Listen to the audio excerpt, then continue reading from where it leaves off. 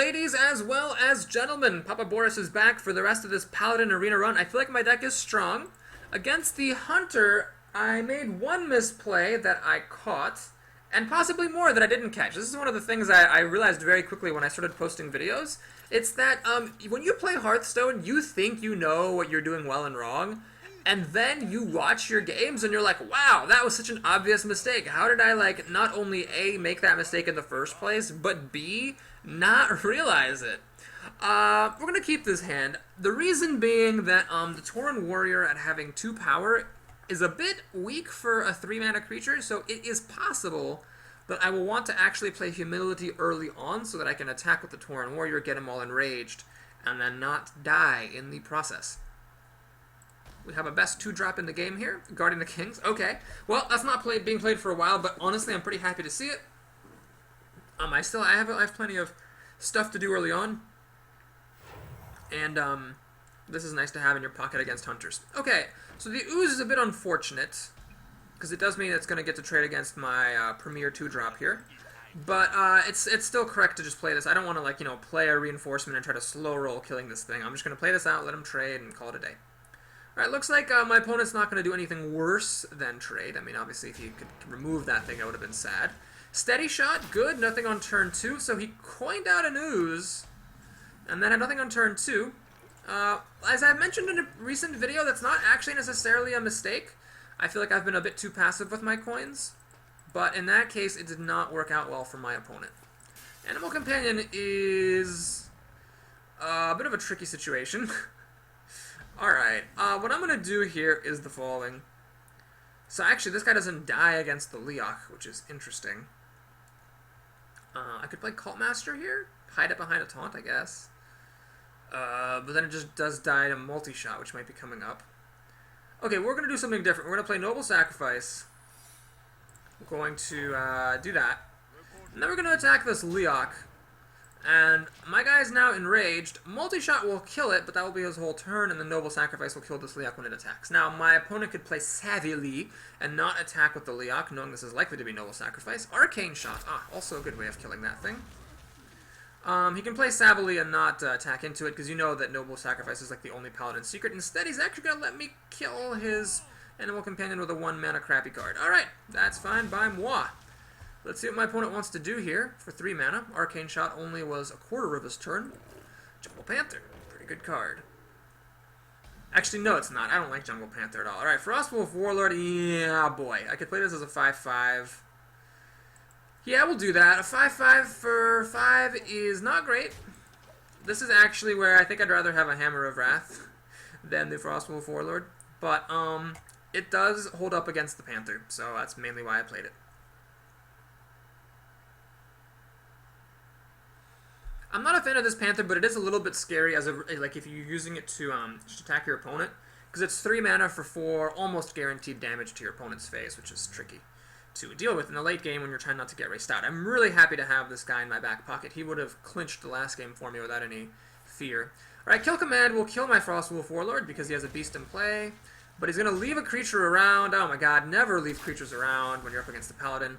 I cannot punish my opponent for that mistake, though. I don't have the tools. I have the tools! Alright, we're going to do this. Kids! Never leave creatures around against Paladins! Just kill them! He could have taken 1 point of damage on that Panther, and against Paladins, the difference between 2 health and 1 is practically nil. Basically, only if they have recruits on the board does it make any difference. And as a result of him just dealing 4 extra damage to me, he got to have his Panther die. Yay! Now, my next turn, if this stuff lives, I've got pretty good plays. I can Cult Master and then draw 2 cards, maybe. Or I can actually even just play this guy. I mean, none of the health gain is wasted, and a 5/6 isn't great. It's not as good as like a 6/6, but it's nice to just, take care of business here. Now, I could also make a recruit and play a Frostwolf Warlord. God damn it! Oh, why do they all get the charger against me? Oh, that's just insult to injury, bitches! Oh, my lord. My opponent, is he going to learn his lesson and kill my creature? He really should. God damn it, he had to get the charger. Granted, Kill Command was the real problem there. Anyway, this seems good. We'll do this. We'll do this. Humility here just basically saves me 3 health. That's kind of silly. So we will lose 2 net health by doing that, which I'm totally fine with because I still have this card. And let's see what the situation is. He has 4 cards to my 6. He's up to play, and he's got a life gain. It's anyone's game. Starving Buzzard? Okay, he probably has some more beasts. Timberwolf. I hate this Timberwolf. It just dies so easily. But we'll see if he has like a freezing trap to protect it against my 1/1. Emperor Cobra. Wow. Well, he's drawn 2 cards, so it's like, okay, if this stuff dies, but I'm not going to complain. Let's think. I could play Raid Leader, let the Silverhand Recruit actually kill the Starving Buzzard, and then use a True Silver Champion to kill the Emperor Cobra. Leaves the Timberwolf around, but that thing will just die at some point anyway. Alright, well, we'll do that. We're going to do this. Then we're going to make a 6/6.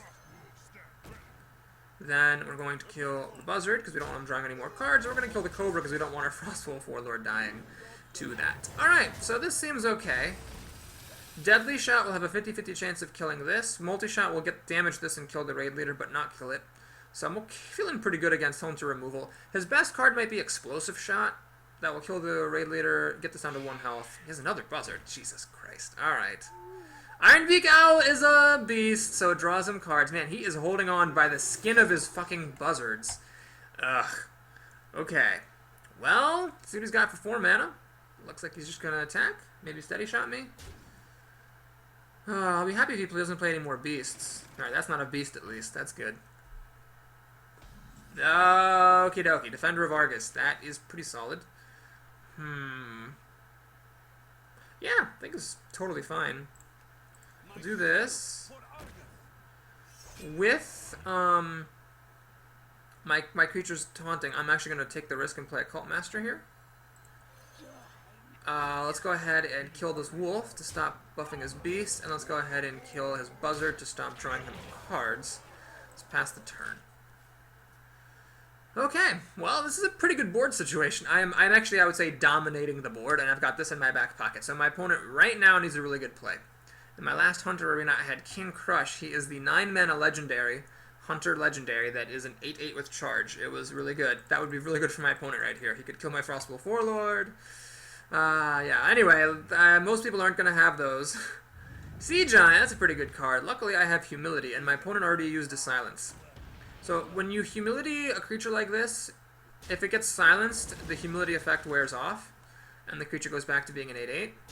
But until that time, it'll be a 1/8. Now, I don't have any more True Silver Champions, so this is only going to be a 2/3. Okay, well, this seems pretty straightforward. We have to do this. I wish I could buff this guy just a little bit so I could kill the Defender of Argus. Or, sorry, the Dark Iron Dwarf. Yep, we're going to do this. Alright, we're going to Humility that. That needs to happen. We're also going to play Blessing of Might on this Defender. So it's card disadvantage when I kill the Dark Iron Dwarf like this, but I'm drawing a card from the Cult Master, which is why I consider that play acceptable. Alright, well, let's go ahead and put some bodies on the board. This is 1 big body and I get some life back. However, I'd like to actually just put more things onto the board. He's probably going to use the Golem to kill my Cult Master. So what I'm going to do is just, jeez. Don't I really... No, I'm just going to hit him. That's fine. And pass the turn. It wouldn't be the worst idea in the world to kill this at some point in case he does have another Silence, but... it's not my top priority. Alright, he's going to kill my Loot Hoarder, draw me another card. I'm getting lots of cards. Thank God I took that Cult Master. Deadly Shot. Kills the weaker of my 2 creatures. Thank heavens. And he's got 1 last card. Well, I get to see what his last card is. That's good. It's nice to know he's in top deck mode. Oh, no! That's not good. Boy. That is trouble with a capital T-ubble. Oh, man. Alright, we're going to do this. Play Hand of Protection on the Violet Teacher. Yeah, this is nice. It draws me a card. Or no, not draws me a card. It gives me a 1/1, which is nice. Let's make another 1/1.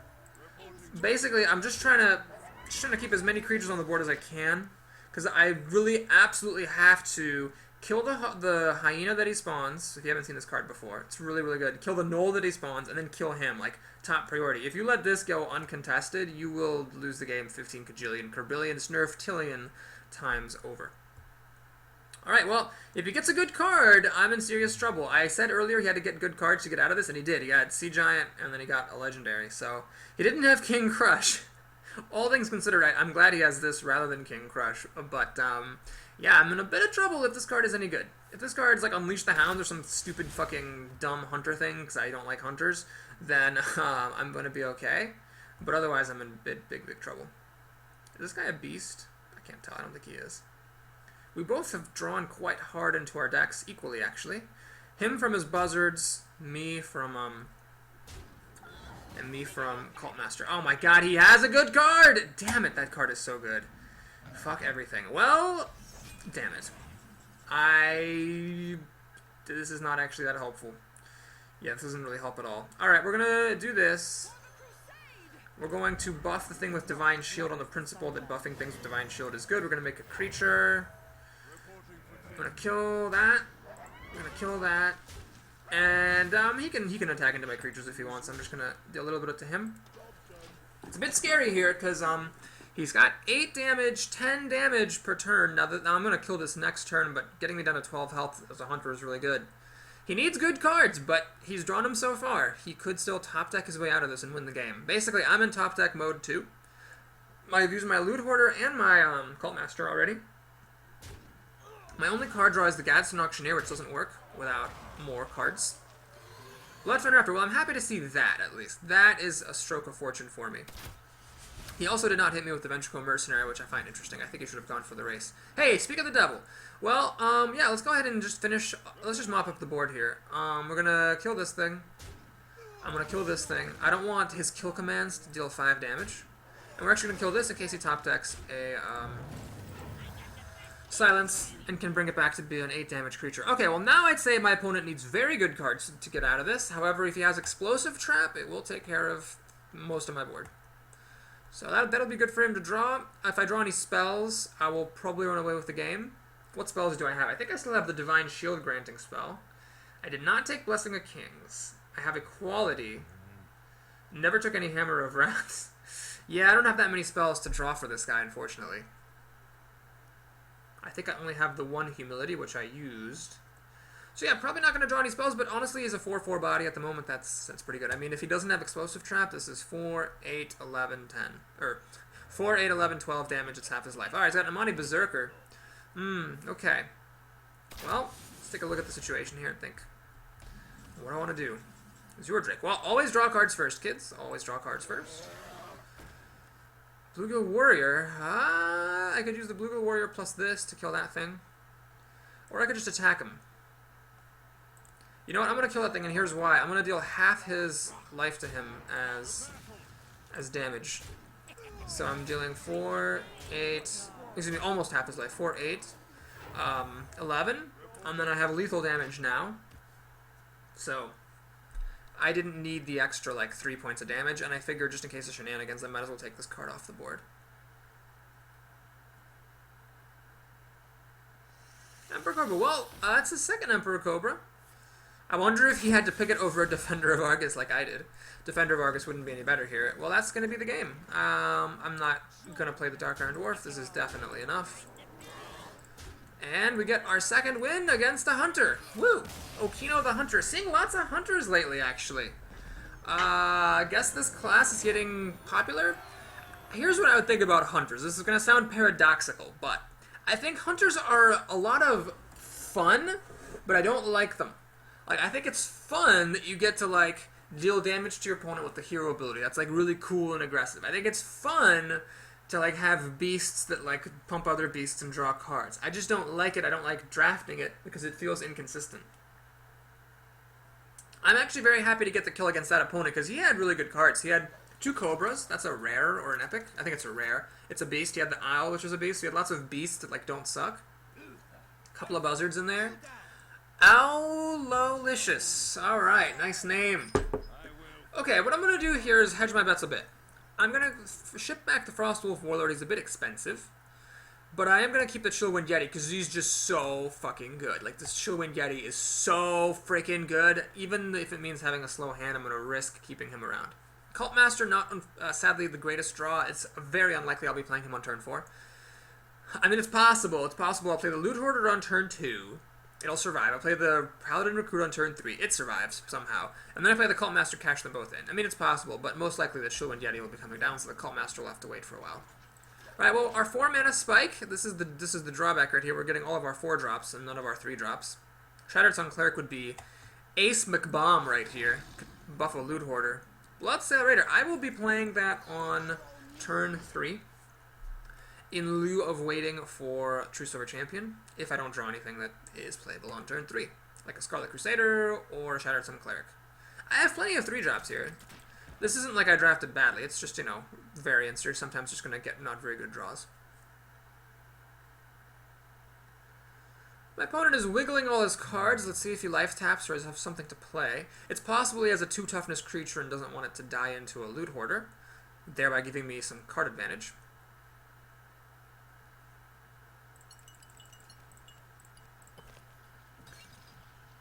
Looks like he's going to life tap. So I suspect he does actually have a creature that was playable there, but just didn't want it to die to the Loot Hoarder. I think the correct play, though, is to actually play that creature, take it, and just take the loss. I mean, it's really not going to get any better anytime soon. Equality, not great here. Alright, well, now I am actually going to make a reinforcement. The reason is my opponent seems to be really threatened by this Loot Hoarder, so I don't care about the health that much. I'm basically losing a point of power. But with this potential for a Cult Master, like I said, it wasn't likely, but it might actually happen. I would actually rather just play the Cult Master here. In that case, I'd rather be throwing away a Recruit for a card than a Bloodsail Raider for a card. So let's say he plays Iron for a Grizzly here. Play Cult Master, throw both these guys into it, draw 2 cards. 3 cards. Knife Juggler! Oh no! Why didn't he play that last turn? Was that what he just top-decked? Interesting. So now I do wish I had played Bloodsail Raider, especially because that happened. Oh, he got... Well, and either way it was going to be good for him. I see. So he had the Knife Juggler last turn. He didn't want it to lose to the Loot Hoarder, but he wanted to wait until he could play it and the Flame Imp and fling a knife. That's actually really smart. Now, I'm not going to get greedy here with the Cult Master drawing an extra card, because it's just going to die to the Flame Imp. What we're going to do is we're going to own the shit out of his board, and we're going to kill his biggest threat. Oh my god, I made a mistake. I should have done that first. You always want to draw cards first, kids. Luckily, I didn't have to pay for my mistake that time. Okay, so I'm going to probably get a kill on this creature and then require him to play another card to kill my Yeti, so I'm getting some value. I also got value out of the Loot Hoarder. Loot Hoarder traded with his creature and drew me a card. He obviously didn't draw a card. All the Knife Juggler did was kill my reinforcement.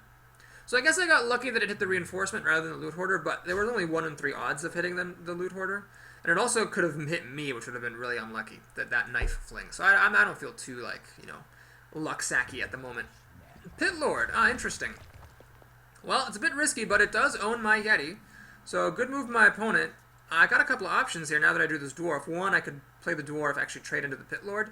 But I'm going to get greedy here. What I'm going to do instead is actually kill the Flame Imp. And... Oh, actually, there's really no good way to do this, is there? Never mind. Maybe I should have just killed this while I had the chance. Because I could play Dark Iron Dwarf, buff the Yeti, but then he'll just kill my Dark Iron Dwarf.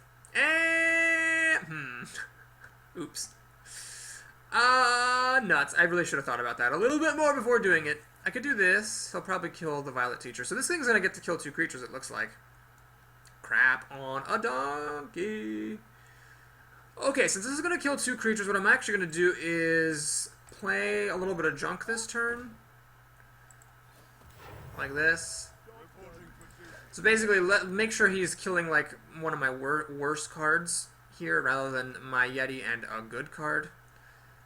And then we'll hold the Dark Iron Dwarf back. Shit, I should have played the Dark Iron... What was I thinking? So, folks, I made a mistake. I should have played Dark Iron Dwarf, buffed the Yeti, killed the Pit Lord, and then, the Flame Imp would have died to the Dark Iron Dwarf, so I still would have gotten the value just a little bit later. He's going to use his coin here, and Harvest Golem. Okay, well, let's think about this carefully here. I think what I'm going to do is play Equality. I want to get rid of that Pit Lord. It's a bit scary doing that because that is one of my outs, but I think it's worth doing anyway. So what we're going to do here is... Oh, I messed up. I should have actually traded... I should have killed the Golem. Oh, no, I didn't have enough damage to kill the Golem. Right. Never mind. So what we're going to do is we're going to definitely kill this Pit Lord, of course. Draw a card. And we're actually going to kill this as well. Draw another card. Now the Golem is really good here because it pops back and it gets to kill my Cult Master, but I did get 2 cards out of it. So it's okay. So what happened here, I made a few misplays. I should have played the Dark Iron Dwarf and killed his Pit Lord earlier, but he's got 6 cards to my 7, but he's first to play with 6 mana, so I'd say he has the advantage. Now he's used his coin, so I, as the first player, has a bit of like a tempo edge, but he is first to play on an empty board, so it's up to him now to do great things and get ahead.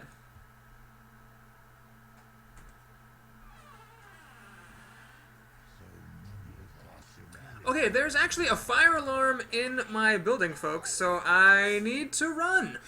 So this is a little bit anticlimactic, but I'm going to have to take a loss in the arena because there's a fire, or at least a fire alarm. So I have to apologize for my opponent for leaving, and I apologize to you folks for leaving, but there might be a fire. So I will see you next